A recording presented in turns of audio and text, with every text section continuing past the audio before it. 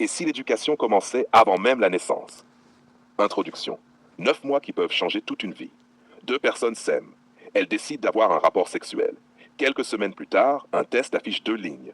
La joie explose. L'émotion envahit tout. Les appels commencent. Les félicitations arrivent. Mais une question fondamentale surgit rarement dès les premiers jours. Sommes-nous réellement prêts à accueillir cet enfant? Car entre le moment où un couple conçoit un enfant et le jour où celui-ci pousse son premier cri, il ne s'écoule pas simplement 9 mois. Il s'écoule environ 270 jours pour préparer une vie humaine. Et ces 270 jours représentent peut-être l'une des périodes les plus stratégiques de toute l'existence d'une famille.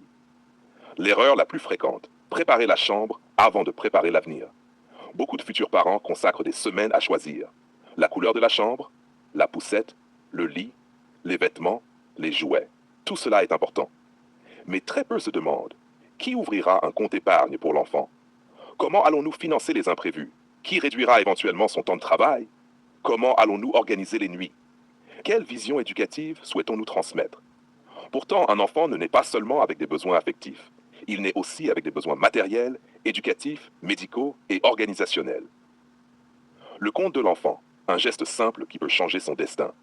Imaginez deux enfants. Le premier reçoit un compte d'épargne dès sa naissance. Ses parents y déposent seulement 30 euros par mois. Le second n'a aucun dispositif d'épargne. 18 ans plus tard, l'écart peut être immense. Le premier pourra peut-être financer une partie de ses études, passer son permis, créer une activité, voyager, disposer d'une réserve de sécurité. Le second devra parfois commencer sa vie adulte sans filet. La question n'est donc pas sommes-nous riches? La véritable question est sommes-nous capables d'anticiper? Parce que la prévoyance vaut souvent davantage que le revenu. La grossesse doit devenir une période de construction familiale. Les 9 mois de grossesse peuvent être utilisés pour bâtir plusieurs fondations. 1. La fondation financière. Le couple peut établir un budget bébé, une épargne de précaution, un compte dédié à l'enfant, une répartition claire des dépenses. 2. La fondation organisationnelle. Qui fera quoi?